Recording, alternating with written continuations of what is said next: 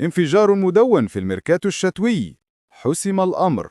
هذه العبارة أطلقها الإعلامي الكبير إبراهيم الفريان لتعلن بشكل رسمي سعود عبد الحميد نصراوي.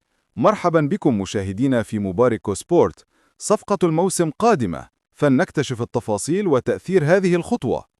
موقع المرصد الرياضي نقل الخبر العاجل اليوم نقلا عن تغريدة مثيرة للإعلامي إبراهيم الفريان على منصة إكس، حيث أكد الفريان بشكل حاسم أن الظهير الأيمن الدولي سعود عبد الحميد سيكون لاعبا في صفوف نادي النصر خلال فترة الانتقالات الشتوية المقبلة. سعود عبد الحميد الذي يلعب حاليا في نادي لانس الفرنسي يعد واحدا من أفضل الأظهرة في القارة الآسيوية. يتميز بالسرعة الهائلة، القوة البدنية، والقدرة على مساندة الهجوم بفعالية. وجوده في النصر سيشكل إضافة ضخمة، خاصة في ظل المنافسة القوية على جبهة الظهير الأيمن. إذا تم هذا الانتقال بالفعل، فإن النصر سيحصل على حل سحري في هذه الجبهة.